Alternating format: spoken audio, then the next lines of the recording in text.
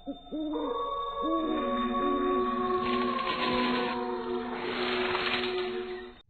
लड़का जंगल में तेजी से भाग रहा था। उसकी सांसें चढ़ी हुई थी। उसके माथे पर डर का पसीना साफ नजर आ रहा था। वो लड़का भाग रहा था। तभी अचानक से वो बहुत घबराते हुए एकदम से रुक जाता है। उसके सामने एक भयानक आदमी दिखाई पड़ता है। उस आदमी की हरी डरावनी आंखें देख वो लड़का उससे अपनी जिंदगी की भीख मांगता है। मुझे जाने दो, मुझे मत मारो। आखिर मैंने क्या किया है जो तुम मेरे पीछे पड़े हो? वो लड़का रोते बिलखते हुए अपने जिंदगी की भीख मांग रहा था, लेकिन तभी पीछे से एक काला साया आता है और उसको उस घने जंगल में खींच कर ले जाता है। उस काली रात में अब अंधेरे के अलावा कुछ रहती है तो उस लड़के की चीख। कुछ महीने बाद मौसम काफी खराब था। तेज बारिश हो रही थी। उस बारिश में वेदांत गाड़ी चलाते हुए जंगल के रास्ते से गुजर रहा था। तेज आंधी, तूफान और कड़कड़ाती बिजली के कारण एक पेड़ टूटकर रास्ते पर गिर जाता है, जिस कारण आगे का रास्ता बंद हो जाता है। इस पेड़ को भी अभी टूटकर गिरना था रास्ते पर। अब इस घनघोर बारिश में मैं जाऊं कहाँ? यहाँ तो आसपास कोई होटल भी नजर नहीं आ रहा। वेदांत खुद से बातें करते हुए अपनी पॉकेट से फोन निकालता है, लेकिन अफसोस की बात उसके फोन में नेटवर्क नहीं होते। वेदांत को कुछ समझ नहीं आ रहा था कि वो इतनी भारी बारिश में जाए तो जाए कहाँ, क्योंकि दूर दूर तक वक्त गुजारने के लिए कोई भी साधन नजर नहीं आ रहा था। वेदांत अपनी गाड़ी में से छाता निकालता है और होटल की तलाश में उस जंगल के अंदर निकल पड़ता है। कुछ दूरी पर चलने के बाद उसे एक बंगला दिखाई देता है। उस बंगले की लाइट जल रही थी। उस बंगले को देखने से ऐसा लग रहा था कि वो बंगला खाली नहीं बल्कि उसमें कोई रहता है। वेदांत अब बिना किसी देरी के उस बंगले के पास जाता है और बंगले का दरवाजा खटखटाने लगता है। कोई है? कोई है क्या अंदर? वेदांत की बातों का कोई जवाब नहीं देता और एक बार फिर वेदांत उसी दरवाजे को खटखटाने जाता है, पर उससे पहले वो दरवाज़ा एक भयानक आवाज़ के साथ खुल जाता है और उस दरवाजे के पीछे होती है एक बूढ़ी औरत। कौन हो तुम? और इतनी रात गए हमारे बंगले के दरवाजे पर क्या कर रहे हो? मैं वेदांत हूँ। वो दरअसल मैं घर जा रहा था, तभी बारिश होने लगी और तेज बारिश होने के कारण रास्ते में एक पेड़ गिर गया और इस वजह से मेरी गाड़ी आगे नहीं जा सकती। रास्ता पूरी तरह बंद हो गया और यहाँ मुझे कोई होटल नहीं दिखा सिवाय इस बंगले के, इसलिए मैं यहाँ हेल्प मांगने के लिए आ गया। क्या आप मुझे एक रात के लिए इस घर में पनाह दे सकती है? तुम्हें पता नहीं, इतनी रात गए किसी से मदद नहीं मांगनी चाहिए, क्योंकि सामने वाला इंसान कैसा है ये कोई नहीं जानता। हाँ माँ, मैं आपकी बात से एग्री करता हूँ, लेकिन मैं जंगल में अपनी गाड़ी के अंदर रह भी तो नहीं सकता ना, क्योंकि जंगल है, यहाँ जंगली जानवर भी होंगे और बारिश भी ज़्यादा तेज हो रही है। मैं यहाँ ज़्यादा देर नहीं रुकूंगा, बस आज रात की बात है। वेदांत की बात सुनकर वो बूढ़ी औरत उसे घर में रहने की इजाज़त दे देती है और वेदांत बंगले में आ जाता है। वेदांत के बंगले में आते ही अब सभी अपने अपने कमरे से बाहर आ जाते हैं। अम्मा, ये भाई साहब कौन है और इतनी रात गए आपने इन्हें घर में आने क्यों दिया? वे क्या है ना बेटा, बाहर का मौसम कुछ ज्यादा ही खराब है, इसलिए मैंने इस मुसाफिर को अपने बंगले में पनाह दे दी है। ठीक है रामू काका, इन भाई साहब को इनका कमरा दिखा दो और इस बंगले के बारे में अच्छे से समझा दो। जी साहब। रामू काका वेदांत को उसका कमरा दिखाने लगते हैं और कमरा दिखाने के दौरान वो वेदांत को बोलते हैं, रात बहुत ज्यादा हो गई है, अगर कुछ खाना है तो अभी बता दो, नहीं तो 2 बजे के बाद आपकी कोई नहीं सुनेगा, क्योंकि उस समय कोई नहीं उठता। और हाँ, आपसे विनती है कि आप भी अपने कमरे से बाहर ना आए। लेकिन रामू काका, ऐसा भी क्या है 2 बजे जो हमें कहीं आना जाना नहीं है? अब किसी को इमरजेंसी होगी तो वो तो बाहर आएगा ही ना। रामू काका वेदांत को तिरछी नजर से देखता है और वेदांत भी चुप हो जाता है। इसके बाद रामू काका वेदांत के लिए कुछ खाने के लिए लाता है और उसको खाना देकर वहां से चला जाता है। रात के 2:30 बज रहे थे। घड़ी के टिक टिक की आवाज पूरे बंगले में गूंज रही थी। सभी अपने कमरे में सो रहे थे। बूढ़ी अम्मा भी अपने कमरे में सो रही थी। रोहित अपनी पत्नी और अपनी छोटी बेटी के साथ अपने कमरे में सो रहा था। लेकिन तभी अचानक रोहित की बेटी निशा को खांसी आती है। अपनी बेटी के खांसने से रोहित और उसकी पत्नी उठ जाते हैं। निशा बेटा, क्या हुआ? तुम ठीक तो हो ना? माँ, पानी, मुझे पानी चाहिए। ठीक है, तुम यहीं रुको, मैं अभी लेकर आती हूँ।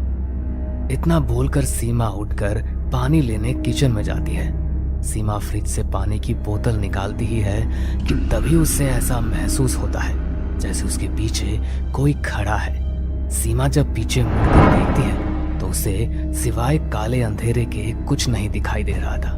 सीमा एक लंबी सांस भरती है और पानी की बोतल लिए अपने कमरे की तरफ जाने लगती है। लेकिन तभी सीमा की नजर हॉल में सोफे के पास पड़ती है, जहां वो देखती है कि सोफे पर किसी की काली परछाई बैठी हुई है। उस परछाई को देख सीमा के रोंगटे खड़े हो गए थे। उसको समझ नहीं आ रहा था कि आखिर सोफे पर बैठा कौन है।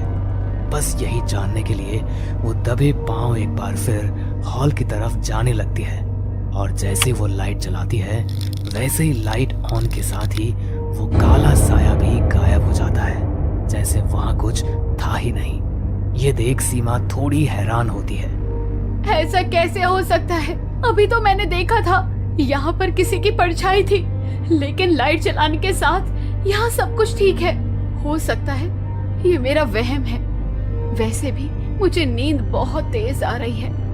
इतना बोलकर सीमा एक बार फिर लाइट बंद करती है और डरते हुए सोफे की तरफ देखती है तो उसे एक बार फिर सोफे पर कोई बैठा नजर आता है। ये देख सीमा डर के मारे थर थर कांपने लगती है और चीखते हुए रोहित को आवाज लगाती है। रोहित, रोहित, जल्दी नीचे आओ। रोहित। सीमा की आवाज सुनकर बूढ़ी औरत अपने कमरे से बाहर आती है। साथ ही रोहित भी अपने कमरे से बाहर आ जाता है। सीमा को इतना डरा देख रोहित उससे सवाल करता है। सीमा, क्या हुआ? तुम इतनी डरी हुई क्यों? रोहित, रोहित, यहाँ पर कोई है। यहाँ कोई है जो हम लोगों के जान का दुश्मन बना हुआ है। ये कैसी बात कर रही हो सीमा? इस बंगले में हमारी फैमिली के अलावा कोई और नहीं है और वो जो भी गेस्ट आया है वो सुबह चला जाएगा। यार, ये सब तुम्हारा वहम है, इसलिए इतना सोचो मत और मेरे साथ चलो। अम्मा, आप भी चिंता मत करो, आप भी अपने कमरे में सो जाओ। रोहित सीमा को लेकर अपने साथ कमरे में चला जाता है, लेकिन कमरे में इस बार निशा नहीं थी। रोहित, निशा कहाँ गई? मैंने तो निशा को यही छोड़ा था। हाँ सीमा, जब मैं नीचे आया था तो निशा बेड पर ही सो रही थी। फिर निशा गई कहाँ? रोहित की ऐसी बात सुनकर सीमा घबरा जाती है और जोर जोर से निशा को आवाज देने लगती है। निशा, निशा कहाँ हो? निशा। सीमा निशा को ढूंढते हुए 3rd फ्लोर पर चली जाती है। उस फ्लोर पर हर तरफ सन्नाटा था। वहां इतना सन्नाटा था कि अगर एक सुई भी गिरती तो उसकी भी आवाज गूंज जाती। और सीमा वहां जाकर निशा को आवाज लगा रही थी कि तभी सीमा को ऐसा लगता है कि उसके कदमों के साथ कोई और भी कदम मिलाकर चल रहा था। जैसे सीमा रुकती वैसे ही उन कदमों की आवाज भी रुक जाती है और जैसे ही वो चलना शुरू करती तो वो कदमों के चलने की आवाज भी उसके साथ हो जाती। सीमा डरती हुई पीछे देखती है और उसे दीवार पर किसी की भयानक परछाई दिखाई देती है, लेकिन वो परछाई थी किसकी? बस इसी बात का पता करने के लिए सीमा उस परछाई का पीछा करने लगती है, जहां वो निशा को दीवार पर छिपकली भांति चिपका देख जोर से चीखती है। सीमा की आवाज सुनकर इस बार घर का हर व्यक्ति 3रे फ्लोर पर आ जाता है और वो निशा को ऐसी हालत में देखकर डर जाते हैं। निशा बेटा, तुम वहां पर क्या कर रही हो? नीचे आओ और तुम दीवार पर कैसे चढ़ी? रोहित की बात सुनकर निशा जोर जोर से हंसने लगती है। मैं तुम्हारे हाथ कभी नहीं आऊंगा। मैं यहाँ इस घर को तबाह करने आया हूँ। मैं एक प्रेत हूँ। प्रेत और प्रेत का कोई घर नहीं होता। इतना बोलकर निशा कूदकर नीचे जमीन पर आती है और अपने घुटनों के बल भाग जाती है। उस दौरान वहां सब मौजूद थे सिवाय वेदांत के, लेकिन किसी का ध्यान वेदांत की तरफ नहीं जाता और वो बस निशा की जान बचाने के लिए कोई ना कोई उपाय ढूंढने लगते हैं। मेरी पोती के अंदर किसी की भयानक आत्मा है। मेरी पोती को बचा ले भगवान। रोहित कुछ तो करो। अगर यही रहा तो हमारी बेटी हमारे हाथ से निकल जाएगी। वे हमारी बेटी को हमसे दूर ले जाएगा। रोहित बाबा, अगर आप बुरा न माने तो क्या मैं अपने दोस्त से बात करूं? वो एक तांत्रिक बाबा को जानता है। वो इन जैसों को अच्छे से संभालना जानते हैं। रामू काका की बात सुनकर रोहित उसकी बात से सहमत होता है। इसके बाद रामू काका अपने एक दोस्त को फोन कर फिर सारी बात बता देते हैं। रामू काका का दोस्त एक तांत्रिक बाबा के साथ रोहित के घर पर आता है। जैसे ही तांत्रिक बाबा अपने कदम को उस बंगले में रखते हैं, वैसे ही उन्हें वो सारी छवि दिखती है जिसकी किसी ने कल्पना भी नहीं की थी। क्या इस घर में इतने ही लोग हैं या कोई और भी है जो यहाँ मौजूद नहीं है? बाबा, हमारे घर में तो इतने ही लोग हैं। नहीं, इस घर में इतने ही लोग नहीं है। इस घर में कोई मेहमान बनकर आया है जो यहाँ मौजूद नहीं है। तांत्रिक की बात सुनकर अब सभी को वेदांत का ख्याल आता है। इसके बाद रोहित एकदम से बीच में बोल पड़ता है। माफ करना तांत्रिक बाबा, लेकिन हाँ, इस घर में एक लड़का मुसाफिर बन के आया था जिसे माँ ने हमारे घर में पनाह दी, क्योंकि बाहर बारिश और खराब मौसम होने के कारण उसका कहीं आना जाना मुश्किल था। तुम्हारी माँ ने किसी इंसान को नहीं बल्कि एक शैतान को पनाह दी है। इस घर में तुम्हारी माँ ने खुद शैतान को आमंत्रित किया है। इस घर से वो शैतान तब तक कहीं नहीं जाएगा जब तक वो इस बंगले को शमशान न बना दे।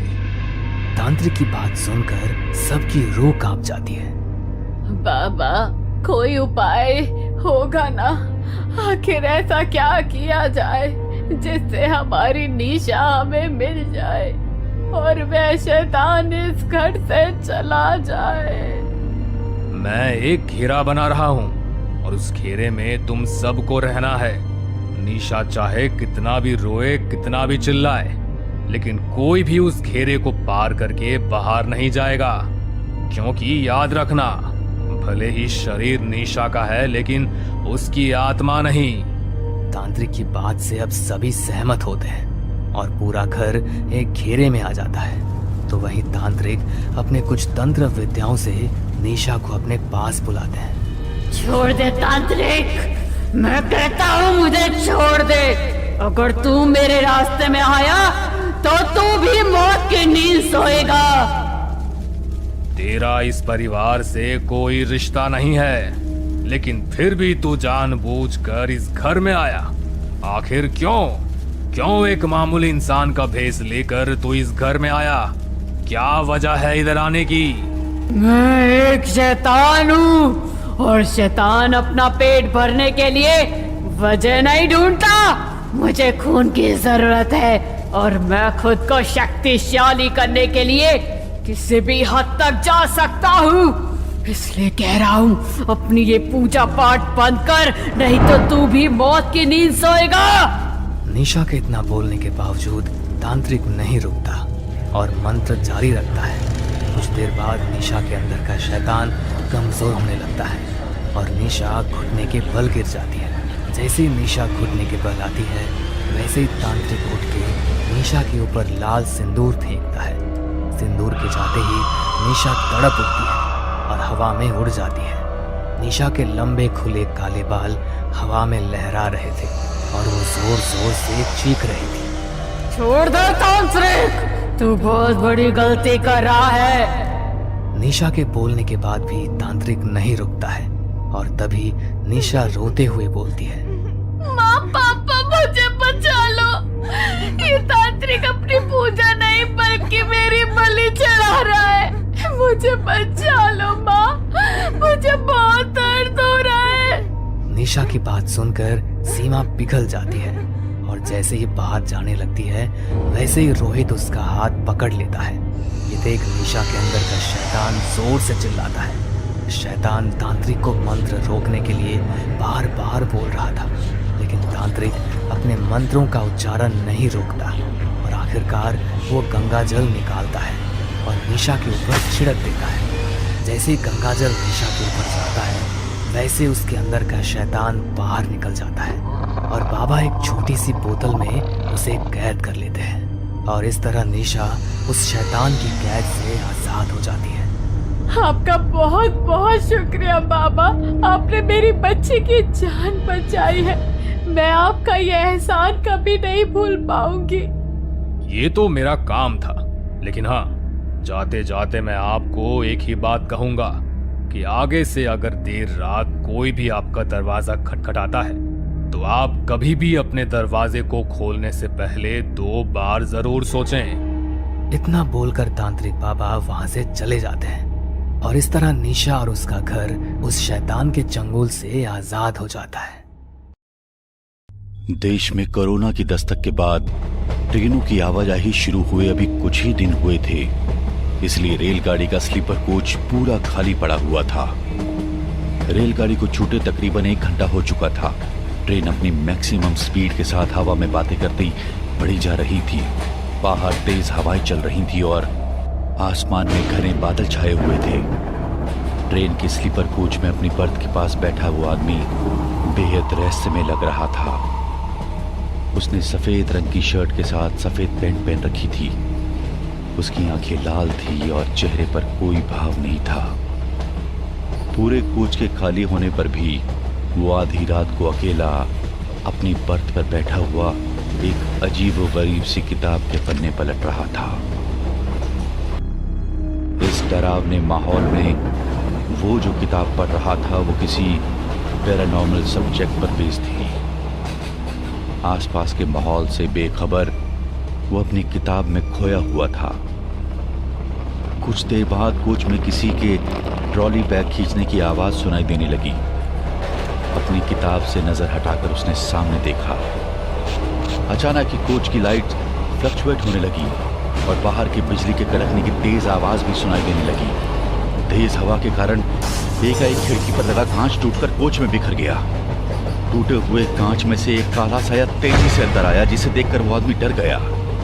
अगले पल ठीक से देखने पर पता चला वो साया कुछ और नहीं बल्कि एक काला कौवा था। ट्रेन के अंदर का माहौल सचमुच बहुत रहस्यमय सा होता जा रहा था। तभी सामने से एक लड़का ट्रॉली बैग खींचता हुआ ठीक उसकी सीट के सामने आकर रुका और वहीं पर सामान एडजस्ट करके बैठ गया। चलती हुई ट्रेन में किसी सहयात्री का अचानक दिखाई पड़ना, वो भी जब पूरा डिब्बा खाली हो। किताब पढ़ता आदमी थोड़ा घबरा गया। उसने अपनी आंखों के आगे से किताब को नीचे कर सहयात्री की ओर देखकर एक फीकी सी मुस्कान दिखाई। हाय, मैं अभिनव। हाय, मैं श्याम। आप अचानक यहाँ? जानबूझकर श्याम ने अपना वाक्य अधूरा छोड़ दिया। ओह यस, एक्चुअली मैंने लास्ट मिनट पर ट्रेन ली तो मैं पीछे वाली बोगी में चढ़ गया था। टीसी ने कहा कि आप अपने कोच में जाकर बैठो, नहीं तो पेनल्टी लग जाएगी। उस सन की टीसी के कारण मुझे यहाँ आना पड़ा। अभिनव की बात सुनकर श्याम ने हाँ में गर्दन हिलाई और फिर से अपना ध्यान किताब की ओर लगा दिया। कुछ देर इधर उधर देखने के बाद अभिनव ने श्याम से अगला प्रश्न किया। आप ये किताब पढ़ रहे हैं, मतलब आप इन सब बातों में मानते हैं? क्यों, आप नहीं मानते क्या? ये किताबों में छपने वाले किस्से कहानी पढ़कर तो मुझे हंसी आ जाती है। इनको लिखने वाले अधिकतर वे लोग होते हैं जिन्होंने वास्तव में कभी प्रेत का सामना किया ही नहीं होता। आपने ये किताब पढ़ी है?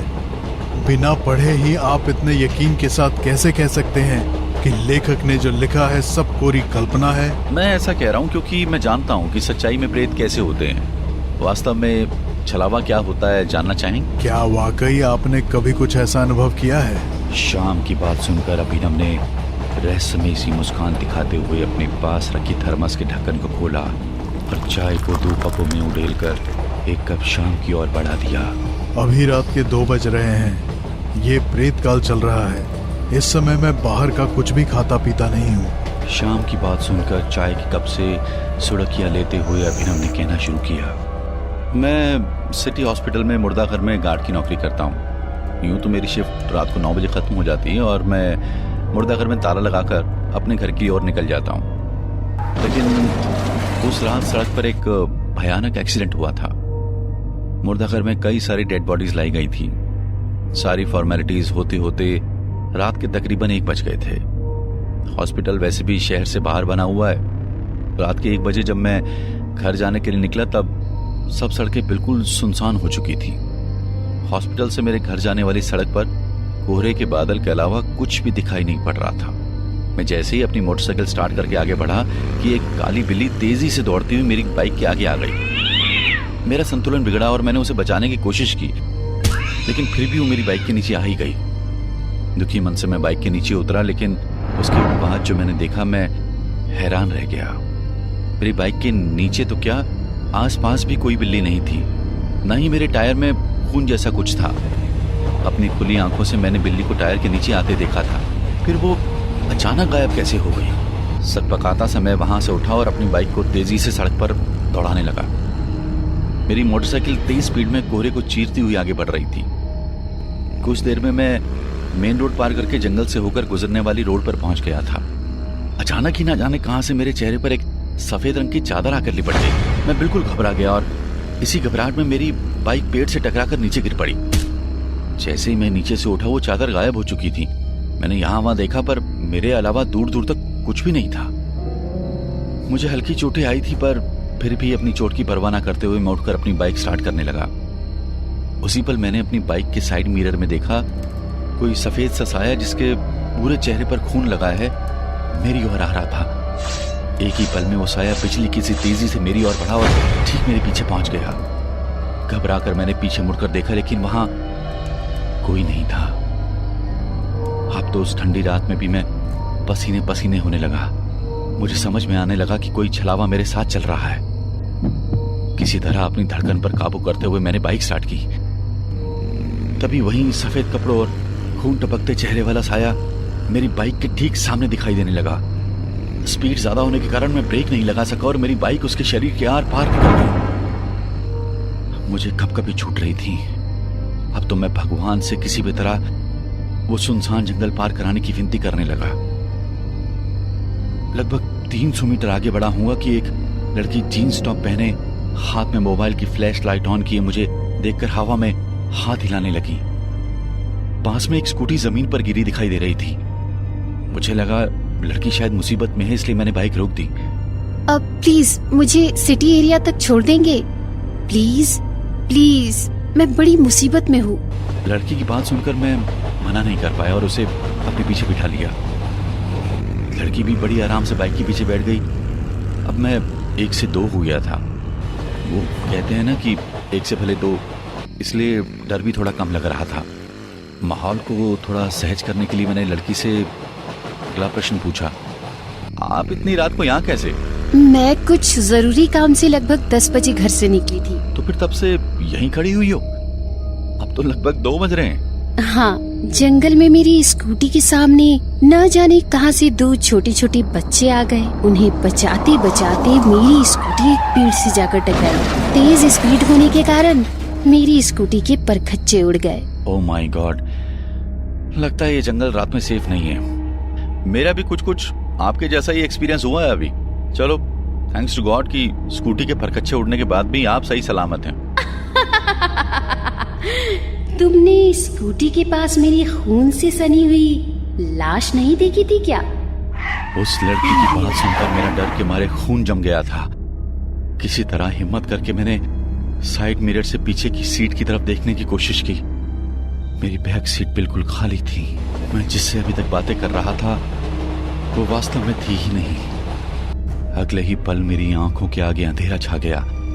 मैं लगभग अपनी चेतना खोने ही वाला था कि मेरे कानों में कुछ गीला सा स्पर्श हुआ और ऐसा लगा कि कोई सामने खड़ा होकर मुझे पुकार रहा है। मुझे समझ नहीं आ रहा था कि मैं होश में हूं या बेहोश। मेरे कानों में आती अभिनव अभिनव की भयानक डरावनी आवाज और वो सफेद कपड़े वाले साए को मैं खुली आंखों से महसूस कर सकता था।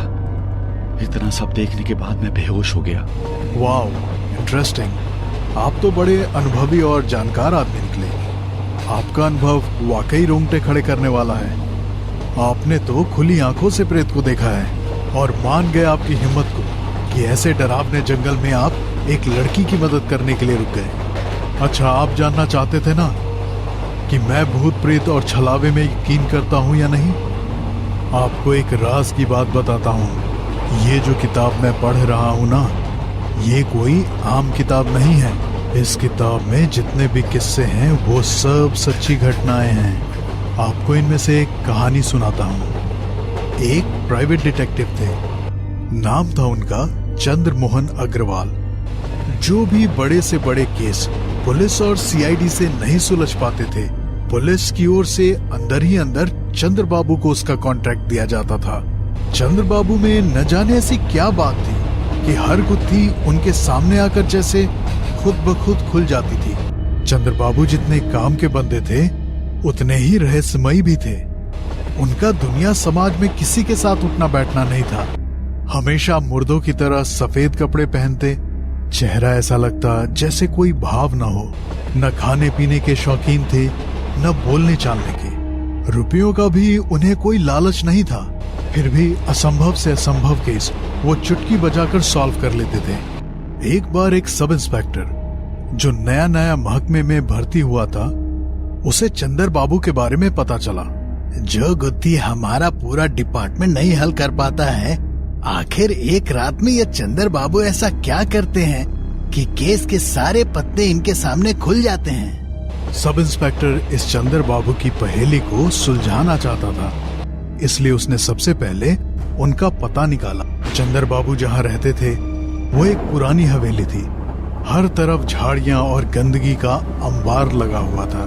ऐसा लग ही नहीं रहा था कि कोई वहां रहता है। दिन ढल गया था। सब इंस्पेक्टर चंदर बाबू के कमरे के पास की खिड़की के पास छिपा हुआ था। आज वो इस बंद दरवाजे के पीछे का रहस्य जानना चाहता था। क्या लगता है आपको, इस बंद दरवाजे का क्या रहस्य हो सकता है? मेरी उत्सुकता तो चरम पर है। आप ही बताइए, इंस्पेक्टर को उस खिड़की से क्या दिखाई दिया? प्रेत आग से दूर रहते हैं, ये तो सुना ही होगा आपने। जी जी जी, सुना तो है। अरे आग से याद आया, फिर तो अपनी सुरक्षा के लिए माचिस तो जरूर रखते होंगे आप। क्या मतलब क्या है आपका? नहीं नहीं, मेरे पास कोई माचिस नहीं है। अरे वो थोड़ा सिगरेट पीने की तलब उठी तो पूछ लिया। सिगरेट पीकर आगे की कहानी सुनाने का मजा ही कुछ और होगा। शाम की बात सुनकर अभिनव जैसे सिरे से उखड़ गया था। देखिए, आप आगे की कहानी सुनाइए या मत सुनाइए, आपकी मर्जी, लेकिन मेरे सामने सिगरेट का नाम मत लीजिए। ठीक है, आप आराम से सिगरेट पी लीजिए, मैं चलता हूँ। अरे यार, ऐसे कहानी अधूरा छोड़कर कैसे जा सकते हो? अब तो तुम्हें कहानी पूरी सुननी पड़ेगी। तुम तो सिगरेट के नाम से ऐसे घबरा रहे हो जैसे तुम ही प्रेत हो। ये क्या बेकार की बातें कर रहे हैं आप? चलो शांत हो जाओ और आगे सुनो। इंस्पेक्टर खिड़की के बाहर खड़ा होकर अंदर देखने लगा। कुछ ही पलों में उसने देखा कि चंदर बाबू के साथ कमरे में एक धुआंनुमा आकृति बैठी बातें कर रही है। धीरे धीरे वो धुआं एक विशाल भयानक शक्ल वाले जिन में बदल गया। जिन चंदर बाबू के साथ बातें कर रहा था और इंस्पेक्टर वहां खिड़की के पीछे छुपकर सब कुछ देख रहा था। लेकिन कहते हैं ना, इंसान की नजर से तो आप एक बार बच सकते हो, लेकिन इन भूत प्रेत और जिन की नजर भेद पाना नामुमकिन होता है, और इनकी नजर से इंसान कभी नहीं बच सकता। जैसे ही जिन को लगा कि उसका भेद इंस्पेक्टर के आगे खुलने को है, उसने इंस्पेक्टर को झट से दबोच लिया। उस रात जिन ने 2 शिकार किए, एक चंद्र बाबू का, दूसरा उस सब इंस्पेक्टर का। ये क्या बात कर रहे हैं आप? अगर ये कहानी सच्ची है और जिन का राज जानने वाले दोनों लोग मारे गए थे, तो इस कहानी को किताब में किसने लिखा? आप अभी भी नहीं समझे अभिनव बाबू? ये किताब उसी जिन ने लिखी है। जब भी वो नया शिकार करता है, उसकी कहानी इस किताब में लिख देता है। तो ये किताब आपके पास कैसे आई?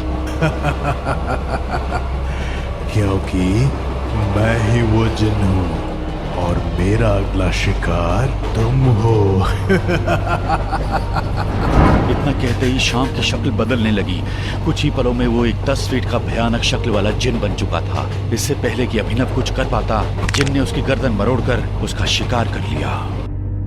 हमें पूरा यकीन है दोस्तों कि आप लोगों को ये कहानी जरूर पसंद आई होगी। अगर आपके साथ भी कुछ ऐसे अनकहे किस्से हो चुके हैं तो प्लीज हमारे साथ शेयर करें। हम जरूर अपने चैनल पर उनको दिखाएंगे। हमारी ईमेल आईडी नीचे डिस्क्रिप्शन बॉक्स में दी गई है, तो प्लीज हमारे वीडियो और चैनल को शेयर एंड सब्सक्राइब करें और बने रहे हमारे साथ ऐसे ही अनकहे किस्से और कहानियां सुनने के लिए।